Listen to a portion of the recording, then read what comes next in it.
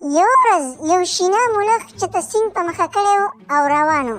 سړي ډېر لاس خپېوال خو سخونې نه و. نو د سیند په خوا کې یوه ونه کې یوه توره کونتره ناسته وه. نو کونترې دا سوچ وکړو چې دا ملخ چې ته لامبو له راغلی. نو کله چې د اوبو دا ملخ ډېر لرې پورې ویوړ نو د دې کونترې په شک راغی چې راته ښکاري چې دا شینه ملخ دې اوبو په مخه کړلی ښه. نو دا کونتره والوته او مخې ته ورته کېناسته چې وایي کته چې هلی سړی خو رښتیا اوبو په مخه کړلی. نو په چغو شو ورته او سمدستي والوته په ونه پسې چې دا پاڼه ترې وشکومه او دا شینه کړت ترې رادې خوا کړم. نو کونترې چې پاڼه راوړه نو دې شینه ملخ ته ور وویشته چې دې ته ور وخېږه ځکه چې د بچ کېدو خو بله لاره نه وه. کله چې شینه ملخ دې پاڼې ته وخته نو داسې اخوا دېخوا کېده ته به وایې چې دې د کښتۍ ډریور دی او کښتۍ ته ناست دی. او د بره نه پېښارو هم اواز کو چې شینه ډېر ټولېږه غځېږه مه که نه لاهو کېږي. شینه ملخ په پاڼې باندې ځان تاوو راتاوو او سیټ ته یې ځان سپچل ول بوستو او کونتره ورته هم هلته ولاړه وه نو په خولې راوچت کړو د اوبو نه.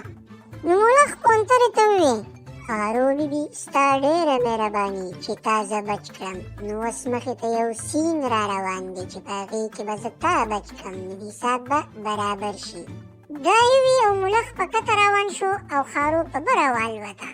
نو څه وخت بعد یو تشپاڼي سړي ټوپک راغستلی و او وچ په وچه یې کونترې ویشتې. نو په اتفاق سره دغه کونتره هم په خاښ ناسته وه او دې تشپاڼي ولیده نو شیشې په واغست. چې کله ملخ دا لانجه ولیده نو د کونترې هغه خوالی ورته رایاد شو چې زه یې بچ کړم. نو ده سوچ وکړو چې اوس څه وکړم چې دا کونتره بچ کړم. ملخ دا سوچ وکړو او تشپاڼي پسې د پشنګي په شان راخلاص شو او بل سیټ ته تشپاڼي په کونترې باندې ډس کولو والو چې په دې کې ورله ملخ په خپې مضبوط چک ولګو. چې ملخ چک ولګو نو بیا یې واپس ور ودانګل او د تشپاڼي نه یو دوه خطا شو او ډس ترې خطا لاړ. سړی ډېر ګډوډ او بل سیټ ته ترې هغه کونتره هم والوته. نو سړی ډېر زیات غوسه و تشپاڼي.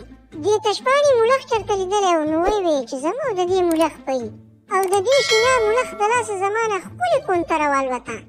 او بل سیټ ته ملخ چې د لرې نه سیک و چې کونتره والوته نو ویې چې زنده‌باد.